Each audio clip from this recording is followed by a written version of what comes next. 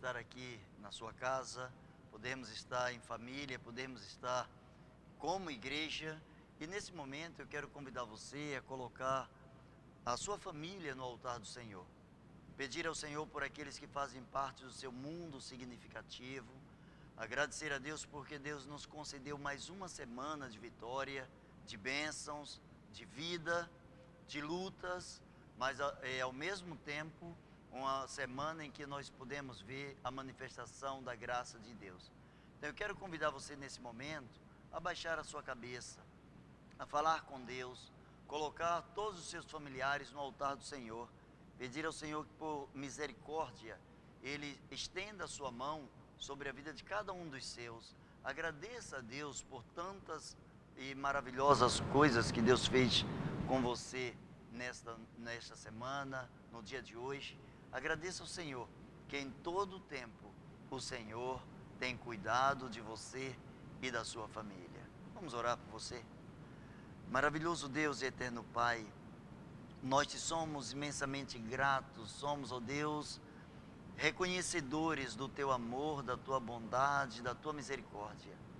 Senhor, nós colocamos em tuas mãos a vida de cada pessoa que está falando contigo agora, cada um que está lançando sobre ti a sua ansiedade, cada família, ó Deus, que agora é reunida, está buscando a tua face em adoração.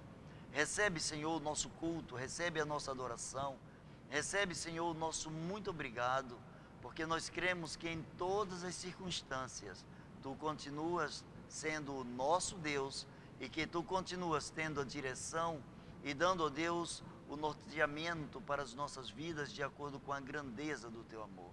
Por isso, ó Deus, aqueles que estão passando por um momento de desânimo, aqueles que estão passando por um momento de problemas emocionais ou familiares, ou mesmo de saúde, ou financeiro, ou espiritual, ou em quaisquer outras áreas, Pai, na autoridade do nome de Jesus, estende a tua mão de poder, Senhor, derrama a tua graça, derrama a tua benignidade, cura, Senhor, manifesta a tua bondade sobre a vida de cada um dos teus, pois assim oramos no nome de Jesus, amém.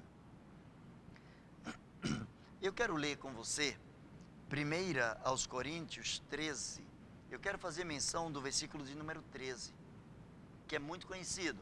Eu quero crer que todos já sabem de cor. Eu quero crer que você também pode citar isso decoradamente. Vamos lá? Agora, pois, permanecem a fé, a esperança e o amor. Esses três, mas o maior destes é o amor. Mas você pode dizer melhor, não pode? Você pode dizer agora com muito mais amor, já que o mais importante é o amor. Vamos citar pela última vez, em coro, em família, olha que coisa bonita.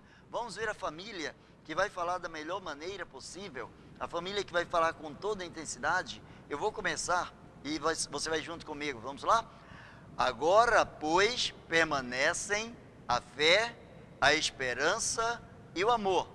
Esses três, mas o mais importante destes é o amor. Maravilhoso Deus e Pai, muito obrigado pela leitura da Tua Palavra. Senhor, e o Teu Espírito, que é o intérprete, o Teu Espírito, que é o autor, em nome de Jesus, que Ele coloque em nossos corações a realização da Tua vontade. Queremos, ó Deus, que os nossos ouvidos se abram, o nosso coração, Senhor, se estabeleça na Tua presença, para que possamos entender o Teu querer. Em nome de Jesus. Amém. Com certeza você tem algumas qualidades, você tem algumas coisas inatas, você tem algumas qualidades que te fazem sobressair das demais pessoas.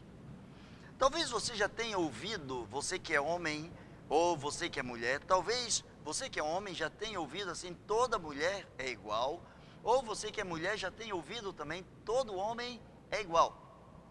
Mas eu quero pensar com você nessa noite sobre as peculiaridades que cada pessoa tem, as qualidades que cada um de nós tem, as coisas e os valores agregados às nossas vidas, de modo que tais coisas, tais características nos levam a sermos diferenciados, nos levam a sermos únicos na presença de Deus e na presença da sociedade.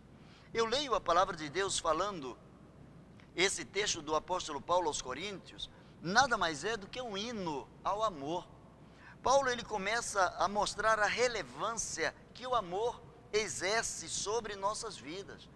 Ele começa a falar desde o primeiro versículo, ele começa a dizer, olha, ainda que eu falasse a língua dos anjos, dos homens, ainda que eu tivesse entendimento, ainda que eu fosse alguém conhecido na ciência, ainda que eu conhecesse os mistérios, enfim, ainda que eu fosse alguém que me destacasse de todas as outras pessoas, pelas minhas aptidões, pelas minhas qualidades, se eu não tiver amor, nada disso me aproveita. E eu quero pensar com você nessa noite sobre o mais importante é o amor. Todos nós queremos viver e queremos viver muito, queremos ter longevidade. Quando pensamos em vida, nós pensamos em uma vida alegre, uma vida triunfante, uma vida em que nós realizamos projetos concretos de vida, uma vida em que nós realizamos coisas excelentes, uma vida que nós colocamos no altar do Senhor, uma vida em que as pessoas olham para cada um de nós e começam a ver uma vida em abundância. Quando alguém fala, por exemplo, em interromper a vida, quando alguém passa na sua cabeça a possibilidade de ter a sua vida interrompida, naturalmente, enquanto ser humano, nós começamos a rejeitar essa ideia, porque nós nascemos para viver, e nós temos o sopro de vida do Espírito de Deus em nossas vidas, portanto nós somos eternos, e nós temos a necessidade de sermos perpetuados, nós queremos viver o máximo que Deus vier a nos permitir aqui nessa terra. Mas ainda que toda a nossa vida, ainda que tudo que façamos, que pensemos, tudo que estejamos vivendo, seja extraordinariamente especial, seja diferenciado, se não for baseado no amor, se o que fazemos, o que pensamos, o que falamos, o que deixamos de fazer, o que rejeitamos, enfim, tudo quanto vivemos, se não for pautado no amor, nada disso aproveita. Tudo isso é passageiro. A palavra de Deus diz que vaidade de vaidade, diz o pregador, tudo é vaidade. Todas as coisas vão passar, mas o amor vai permanecer. A palavra de Deus diz no texto que estamos tomando por base, agora pois permanecem três coisas: a fé, a esperança e o amor. Essas três coisas, mas a mais importante, a maior dessas coisas é o amor. Tem muitas pessoas pedindo, Senhor, aumenta-nos a fé. Eu gostaria de ter uma fé diferenciada, Senhor. Eu gostaria de ter aquela fé que Abraão teve. Eu gostaria de ter aquela fé que os homens do passado tiveram. Eu gostaria de ter um relacionamento com Deus a ponto de eu pedir e Deus realizar aquilo que eu estou pedindo. Ah, como eu gostaria de crescer na fé. Ora, se a sua fé não for baseada no amor, a sua fé, ela será vã. A sua fé será vaidade, se ela não for pautada no amor. A fé, ela é indispensável para todo aquele que é vencedor. E diz a palavra de Deus que em Cristo, você que está em Cristo já é muito mais do que vencedor. Você não é um vencedor, você é mais do que vencedor. E isso através da sua fé, mas essa fé deve gerar em você uma vida de amor. Nós podemos observar no Antigo Testamento algumas pessoas que viveram pautadas na fé. Quando nós olhamos para Abraão e Sara, já envelhecidos, Sara com cerca de 90 anos, Abraão com cerca de 100 anos, a Bíblia diz que eles geraram um filho. A fé é capaz de fazer gerar vida. Eles geraram na velhice, eles quebraram paradigmas, eles simplesmente confiaram. Abraão confiou na palavra de Deus, que disse que dele, da sua descendência, Deus estaria, ou com a sua descendência, Deus estaria abençoando toda a terra. Abraão, ele creu em Deus. Sara pôde ver a realização da vontade de Deus na sua vida. Quando nós cremos no Senhor, quando exercitamos a nossa fé, essa fé ela gera vida independente de circunstâncias, independente de paradigmas, independente de lógica humana ou não.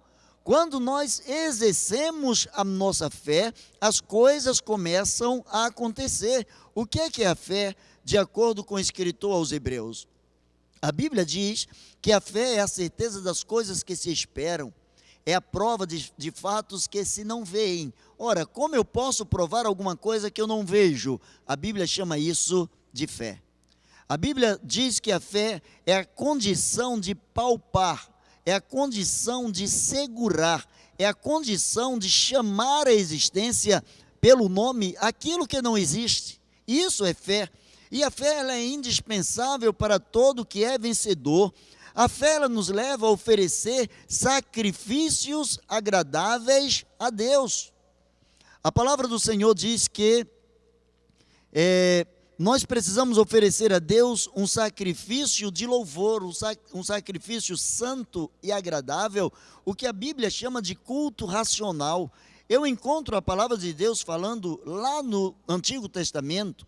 A palavra de Deus fala de dois irmãos, Abel e Caim, e a Bíblia diz que Abel ofereceu a Deus melhor sacrifício, e Deus se agradou do sacrifício de Abel, e Deus rejeitou o sacrifício de Caim.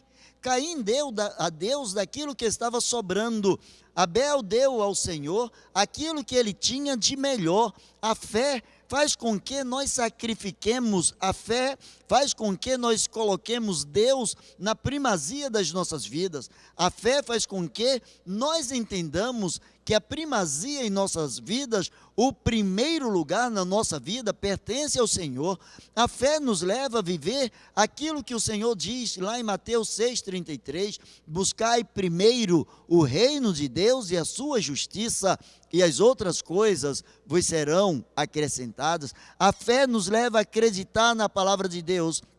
A fé nos leva à obediência. A fé nos leva a acreditar em Deus de uma forma tão veemente que não importa o quanto tempo estejamos vivendo esta ou aquela situação, por quanto tempo estejamos sofrendo esta ou aquela tribulação, a fé gera obediência em nossos corações. Nós encontramos a palavra de Deus falando de um homem, Noé. A palavra de Deus diz que quando Deus falou para Noé, Noé, construa uma grande arca, construa um grande barco. Esse barco vai salvar você, vai salvar a sua família, porque eu vou destruir toda a terra, vou destruir todo ser humano, menos você e a sua família, porque vocês acreditam em mim. E muitos anos se passaram, e Noé começou a construir aquela arca, e as pessoas entendiam que Noé era um homem envelhecido, era um homem que estava caducando, era um homem que estava ultrapassado. Somente Noé era capaz de acreditar que a chuva viria, somente Noé era capaz de acreditar que por muitos e muitos anos Deus estaria a cumprir a sua promessa, independente de situações, independente de toda e qualquer coisa que ele pudesse viver, ou toda e qualquer situação com a qual ele estivesse convivendo. As pessoas olhavam para ele e possivelmente viam-no como um homem maluco. Mas a palavra de Deus diz que a palavra da cruz é loucura para os que perecem. Acreditar no poder de Deus quebra todos os paradigmas da ciência, quebra todos os paradigmas da lógica humana. A fé, ela não precisa de uma comprovação científica. A fé, ela precisa de um relacionamento, de uma intimidade mais profunda com Deus. A fé, ela precisa gerar vida que nos leve a oferecer a Deus um sacrifício de louvor, que nos leve a ter uma vida de obediência, a ponto de construir aquilo que Deus mandar que estejamos construindo. Não importa se os outros acreditam. Alguns dias atrás aqui, eu preguei sobre pregue aquilo que você acredita, viva aquilo que você acredita. Você precisa divulgar a sua fé. Você precisa pautar a sua fé nas promessas de Deus. Você precisa confiar naquilo que está escrito na palavra de Deus. A Bíblia diz que agora permanecem a fé, a esperança e o amor. Ou seja, para exercer uma vida cristã é preciso ter fé. Sem fé não é difícil. Sem fé é impossível agradar a Deus. Você quer agradar a Deus? Você precisa confiar. Ah, mas eu confio, mas a minha fé é fraca. Quem é você para medir a sua fé? Quem é você para medir a sua fé? A palavra do Senhor diz que se tivermos fé do tamanho de um grão de mostarda, diremos a este monte, lança-te no meio do mar, e assim acontecerá.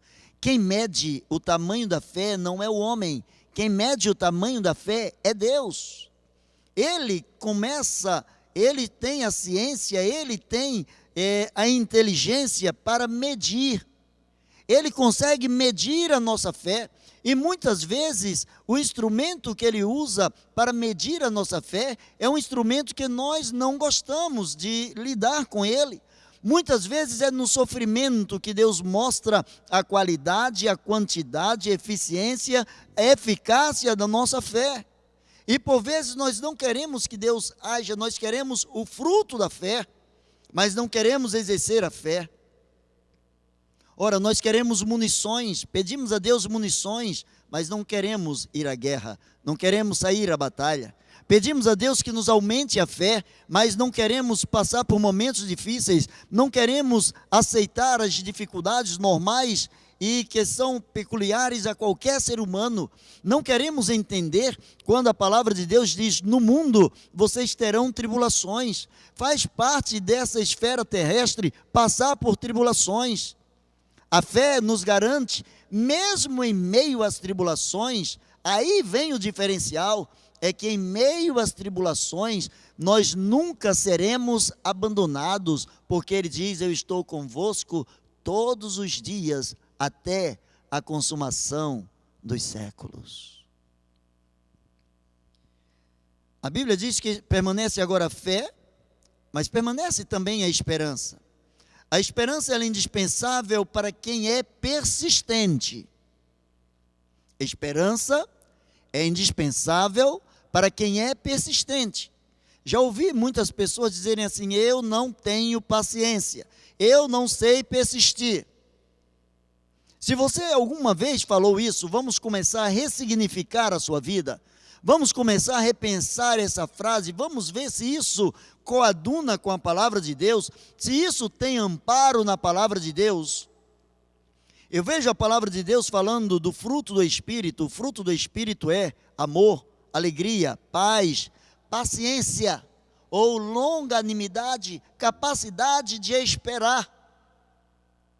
Todo aquele que verdadeiramente um dia se encontrou com o Senhor, ele é sim, ele tem persistência dentro dele.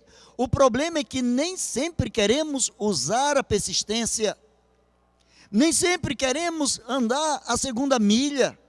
É muito mais fácil desistir do que persistir. Mas desistir é para os fracassados, desistir é para aqueles que não confiam. Desistir é para aqueles que não acreditam que aquele que disse que estaria conosco todos os dias, mesmo na hora da tribulação, ele pega pela mão direita e diz: não temas que eu te ajudo. Ser persistente, não importa a situação. Eu vejo a palavra de Deus dizendo que Israel andou em esperança por 40 anos no deserto. Ora, o que é que pode se esperar de uma vida no deserto?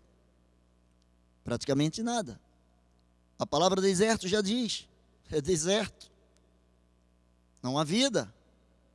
Deus pegou o seu povo, colocou o seu povo no meio de um deserto, e durante 40 anos levou esse povo a viver em esperança, do verbo esperançar. do verbo confiar e descansar no Senhor, acreditar que a terra prometida, depois de todo o deserto, a terra prometida era a promessa do Senhor. Não importa as tribulações que eles estavam passando, Deus os levou a viver, a andar em esperança. Deus não os levou para ficarem fixados no deserto, mas os levou para atravessarem, para andarem no deserto. Deus não nos leva a determinadas situações difíceis na vida, na história, para que ali nós morramos. Mas Ele nos leva para que ali nós andemos, para que ali nós descubramos coisas que, se não fosse o deserto, nós não poderíamos descobrir. O deserto é um mal necessário na vida de todo que verdadeiramente persiste na sua fé, persiste na esperança, porque a esperança que se vê não é esperança, diz a palavra de Deus. Eu não posso esperar aquilo que eu estou vendo. A igreja, ela espera a volta do Senhor Jesus Cristo. A igreja espera o dia em que o noivo virá buscar a noiva. E por isso, a igreja que confia que Ele há de voltar, é uma igreja que se santifica, é uma igreja que busca agradá-lo, é uma igreja que se atavia, que se veste da melhor maneira possível, que se veste com obras maravilhosas, que se veste com uma vida exemplar, porque sabe que a qualquer momento o noivo vai voltar. Mas há muitos que fazem parte da igreja, e quando eu falo da igreja, não me refiro única e exclusivamente à igreja local, mas à igreja do Senhor, a igreja como um todo, independente de denominação, independente de situação geográfica. A igreja do Senhor, dentro dela existem muitas pessoas que já não são mais persistentes, já não acreditam mais na volta do Senhor, pois se acreditassem na volta do Senhor, viveriam o dia de hoje como se Cristo estivesse voltando hoje, não amanhã, hoje. Aí está a diferença. Quem é persistente, joga sua esperança nas mãos do Senhor. A palavra de Deus mostra um homem, profeta chamado Elias. Elias, ele esperançou em Deus diante dos 450 profetas de Baal. Teoricamente, humanamente falando, seria até uma covardia, 1 contra 450. Mas por acreditar, por ter a sua fé voltada para Deus e a sua esperança não voltar vazia, a certeza de que Deus comunicava com ele, a certeza de que Deus abençoava a sua vida, a certeza de que Deus velava pela sua própria palavra, a certeza de que a palavra de Deus não volta vazia sem fazer aquilo que agrada a Deus, fez com que Elias fosse até um pouco debochado.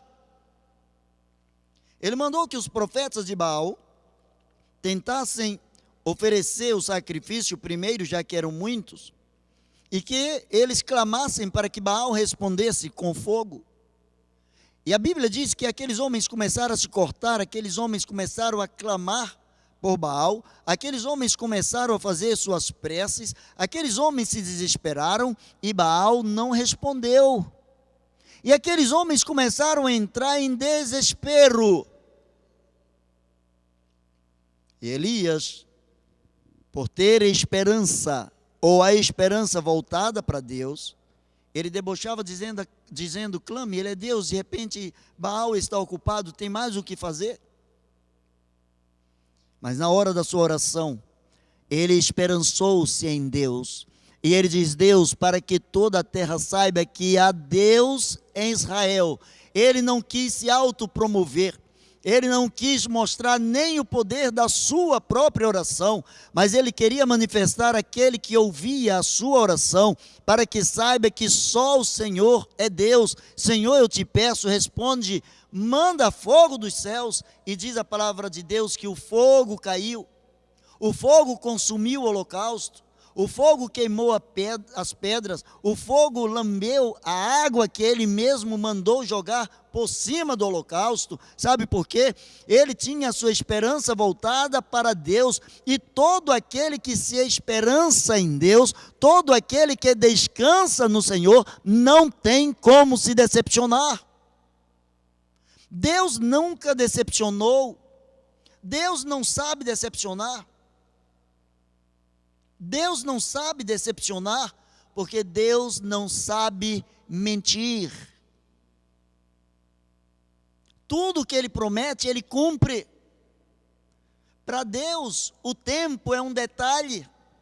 Nós é que vivemos aguerridos, vivemos forçados, pautados numa coisa chamada de tempo. Vivemos colocando as nossas esperanças no tempo, já não vai dar tempo. Até um tempo atrás, 2 meses atrás mais ou menos, um pouco mais, as pessoas não tinham tempo para nada. Agora todo mundo está tendo tempo de sobra. O nome de tempo chama-se prioridade. Tempo é prioridade. Quando nós priorizamos Deus em nossas vidas, nós temos tempo para Deus. Quando nós priorizamos persistir na esperança, nós temos tempo para a esperança. Aquilo que a boca fala, disse Jesus, é reflexo daquilo que o coração foi cheio. Eu vejo pessoas que por vezes se maltratam ouvindo o tempo todo só as notícias ruins. Seja nos telejornais, seja nas redes sociais, tem pessoas que não podem ver nada acontecer, que jogam em todas as redes sociais. Acontece tudo. Ela precisa ser a primeira a divulgar. Ela precisa ganhar o prêmio de que correu na frente, foi a primeira a anunciar a desgraça. Para que anunciar uma desgraça? Qual é o objetivo de ser a primeira pessoa a anunciar uma desgraça? O sábio, ele não fala tudo o que quer.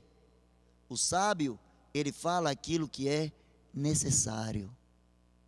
Ele fala somente o necessário. Deus falando de um homem que a Bíblia diz que era um homem íntegro, temente a Deus, um homem que orava por ele, um homem que orava pelos seus próprios filhos, para que, se porventura os seus filhos tivessem cometido algum pecado, Deus pudesse ter misericórdia dos seus filhos. Um homem íntegro, um homem reto, um homem temente a Deus.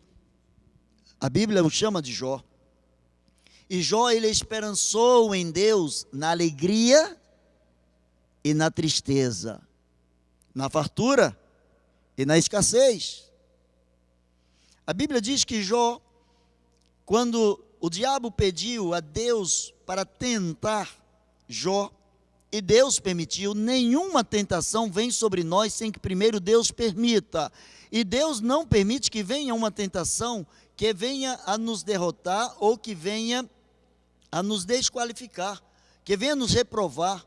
Deus só prova aquele a quem Ele antecipadamente aprova. Aqueles que são aprovados é que Deus coloca na prova.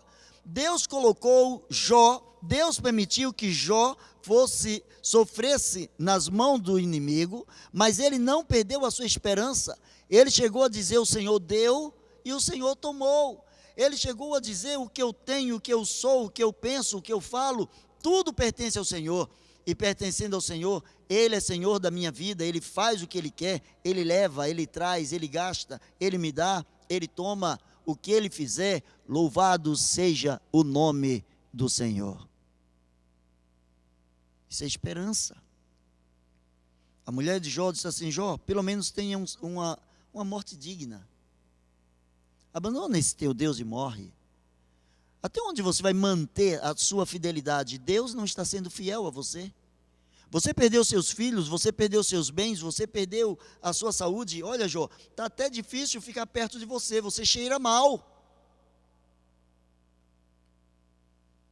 E Jó continua dizendo para aquela mulher: como uma louca, como alguém que nunca ouviu falar de Deus, fala você. Ainda Jó chega ao ponto de dizer: ainda que ele me mate, eu confiarei nele.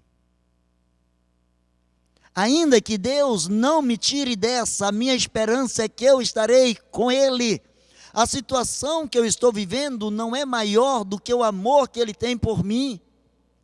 A minha esperança é que não são as situações que determinam a minha história, mas a minha esperança é que aquele que me coloca em toda e qualquer situação, ele prometeu estar comigo todos os dias da minha vida, até a consumação dos séculos. E quando os séculos forem consumados, ele virá para me buscar. É o que diz a palavra de Deus.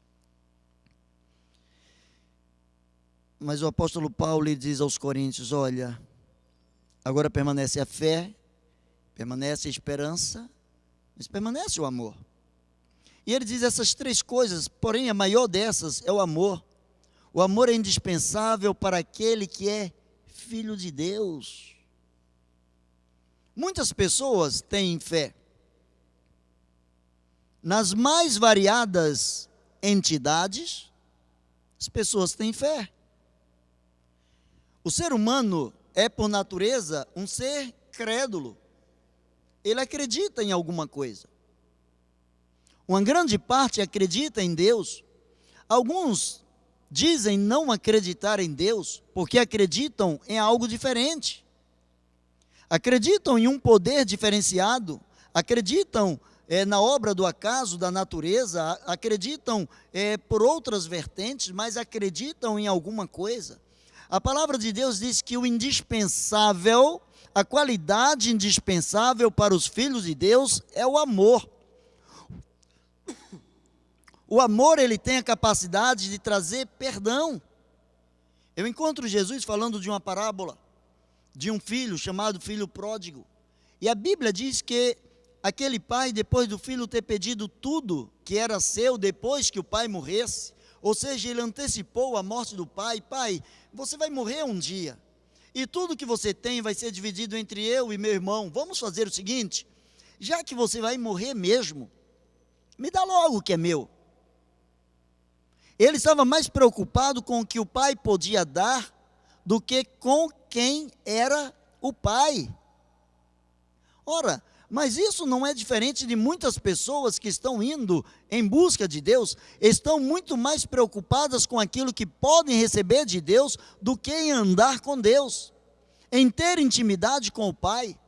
E a Bíblia diz que aquele filho, depois de sair, gastar tudo que tinha, se prostituir, não encontrar um trabalho digno, ser comparado aos animais, aos porcos, ser impedido de comer aquilo que era dado aos porcos, diz a palavra de Deus que esse homem, ele diz: eu vou me levantar, eu vou ter com meu pai, e eu vou dizer: pai, eu pequei diante dos céus, eu pequei diante de ti, eu não sou digno de ser chamado teu filho.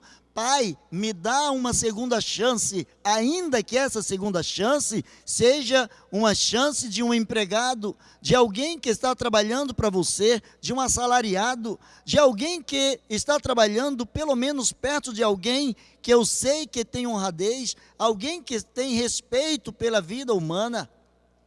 E a Bíblia diz que aquele pai ofereceu perdão para o seu filho, restituiu ao seu filho tudo o que antes era do seu filho, trouxe o seu filho para dentro de casa, trocou as roupas dos seus filhos, colocou crédito nas mãos do seu filho, deu um anel. O anel naquele tempo significava, nos dias de hoje, significa um cartão de crédito. Onde ele passasse, ele carimbasse com aquele anel, a conta podia ir para o pai, que o pai ia pagar. Colocou alparcas, porque disse: agora eu quero que você ande muito mais, eu não quero você andando descalço, eu quero você indo muito mais longe, eu quero você com vestes especiais, eu quero que todos vejam, não simplesmente o que você fez, mas eu quero que todos vejam o quanto eu amo você. O amor é capaz de oferecer perdão. Vivemos em dias que as pessoas já não sabem mais o que é perdoar. As pessoas já não sabem mais, acham que perdoar é ter-se comparado a alguém ou equilatado a alguém que é bobo. Já ouvi de muitas pessoas: eu sou crente, mas não sou bobo. Claro, Se você fosse bobo, não seria crente. Porque o bobo, ele guarda a ira. O bobo, ele busca se comparar às outras pessoas, ele busca uma vingança própria. O bobo, ele age pelo seu ímpeto. O bobo, ele acredita no ímpeto do seu coração, e ele não acredita, ele passa por cima de uma verdade bíblica que diz: mais enganosa que todas as coisas é o coração do homem. O amor, ele é capaz de trazer perdão. O amor é capaz de dar segundas chances. Certa vez alguém chegou para Jesus e disse: Senhor, quantas vezes o meu próximo, o meu irmão vai pecar contra mim e eu terei que perdoar no dia? 7 vezes?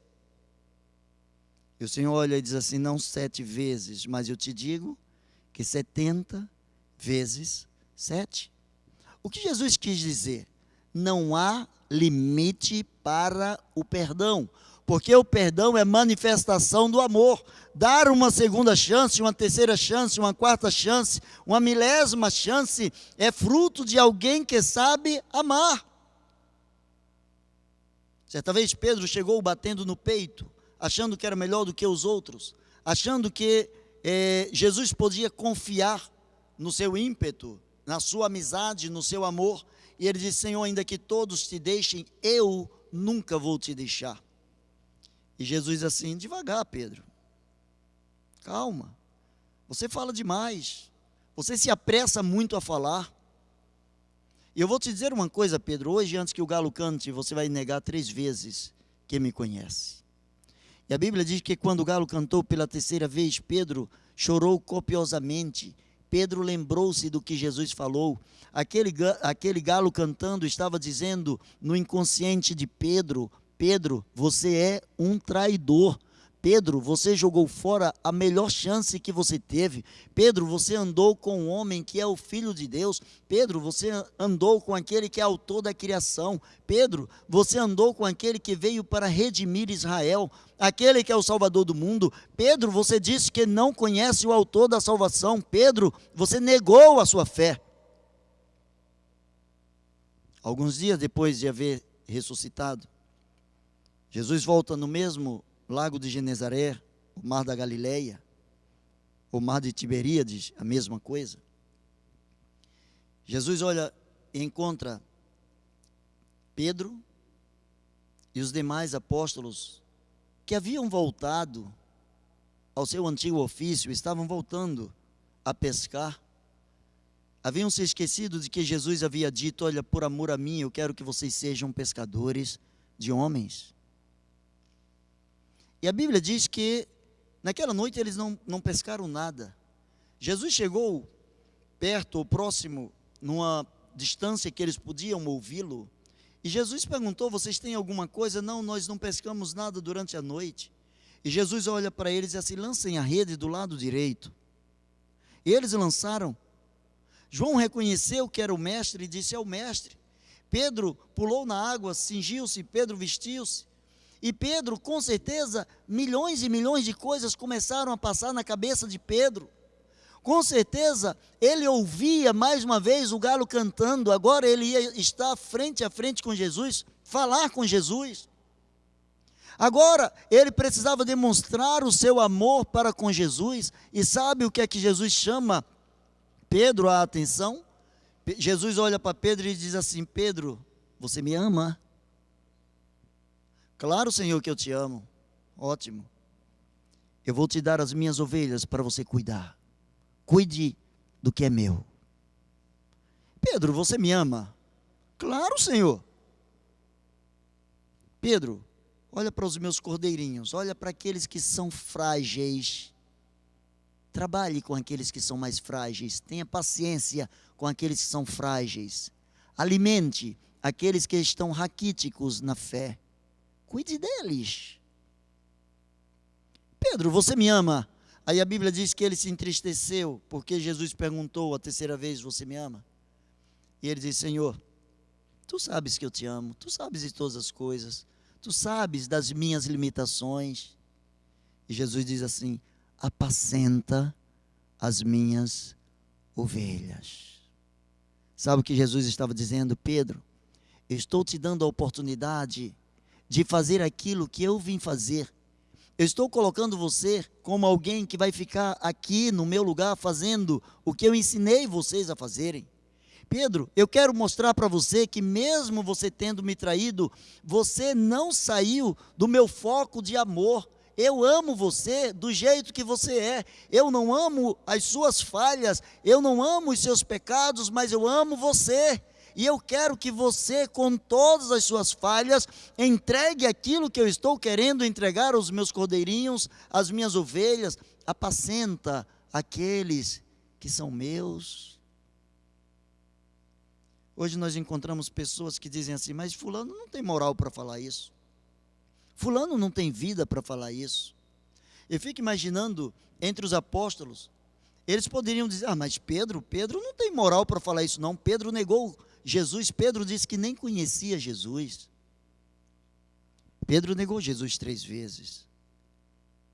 Mas Jesus nunca negou Pedro. Você pode ter negado Jesus diversas vezes na sua vida. Jesus nunca vai negar que é o teu Senhor e que te ama e que quer fazer de você alguém diferenciado, alguém com características especiais. Mas caminhando para o final, o maior exemplo de todos, o maior exemplo de amor é o próprio Jesus. O versículo de número 7 do capítulo 13 de 1 Coríntios diz assim: quem ama nunca desiste, porém suporta tudo com fé, esperança e paciência. Aliás, desde o versículo de número 4 ao versículo de número 7, Paulo fala sobre o amor dizendo, quem ama é paciente e bondoso. Quem ama não é ciumento, não é orgulhoso, não é vaidoso. Quem ama não é grosseiro nem egoísta, não fica irritado, não guarda mágoas. Quem ama não fica alegre quando alguém faz alguma coisa errada, mas se alegra quando alguém faz o que é certo. Quem ama nunca desiste, porém suporta tudo com fé, esperança e paciência. Portanto, agora existem essas 3 coisas, a fé, a esperança e o amor. Porém, a maior destas é o amor. Amar é uma escolha. Escolha amar. Escolha amar. E à medida em que você for amando, você será amado. Baixe a sua cabeça e vamos falar com Deus. Agradece a Deus. Talvez você tenha decisões importantíssimas para tomar na sua vida. Talvez você não saiba por onde começar. Talvez você não saiba das coisas. Você não conheça nitidamente as coisas que no seu dia a dia, passo a passo, você precisa resolver. Não sabe por onde começar.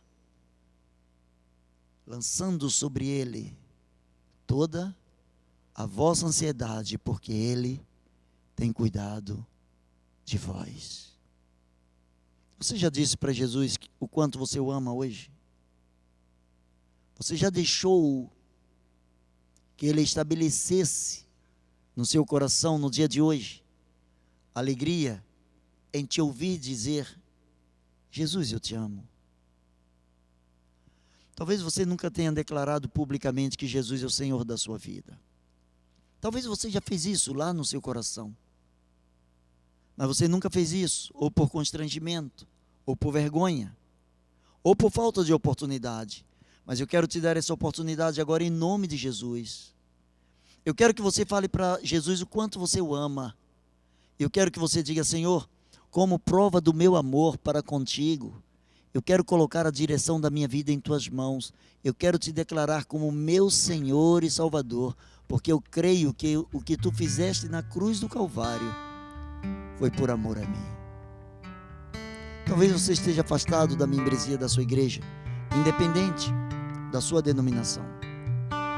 E eu quero convidar você nessa noite a se reconciliar com o Senhor, a voltar para o Senhor, a dizer ao Senhor, Senhor, sim, eu quero, em nome de Jesus, Eu quero voltar às primeiras obras. Eu quero voltar onde eu caí. Eu quero voltar a te dizer o quanto eu te amo. Eu quero me reconciliar contigo. Mas eu quero orar também por você, que nessa noite faz parte de uma igreja evangélica, que está arrolado na membresia de uma igreja, mas que nesta noite, nesse período, tem passado momentos difíceis. A sua fé tem sido abalada. As circunstâncias tentam anular a sua fé. Você já experimentou dizer a Jesus o quanto você o ama? Deixe Jesus revelar o amor dele para com você. As tribulações não são prova de descaso para com você, ao contrário, as tribulações são provas do amor de Deus, porque você vai sair de tudo isso mais forte do que quando você entrou. Creia, a esperança permanece, tenha fé e declare o seu amor em nome de Jesus. Oh Deus, Pai de infinita misericórdia, na autoridade do nome de Jesus, toma em tuas mãos, Senhor, cada pessoa que está falando contigo agora. Ó Deus, cada pessoa que nessa noite tenha feito uma declaração de que tu és o Senhor e Salvador pessoal. Cada pessoa que está retornando aos teus braços de amor. Ou cada um, Senhor, que está lançando sobre ti a sua ansiedade. Em nome de Jesus, Senhor, estende a tua mão para abençoar os teus filhos, para curar os teus filhos. Pai, na autoridade do nome de Jesus, recebe todo louvor, toda adoração. Só tu és santo, só tu és poderoso, só tu és o único e verdadeiro Deus. Senhor, nós nos prostramos em espírito diante da tua face, nós te adoramos. Ó Deus, nós consagramos nossas vidas a ti. Pai, em meio a toda essa pandemia, nós declaramos a nossa fé e o nosso amor por ti. Nós declaramos que a nossa fé está firmada em ti, porque a nossa fé, Senhor, é firmada no teu caráter, é voltada para a tua palavra, que não volta para ti vazia. Na autoridade do nome de Jesus, recebe toda adoração e louvor, em nome de Jesus. Amém e amém.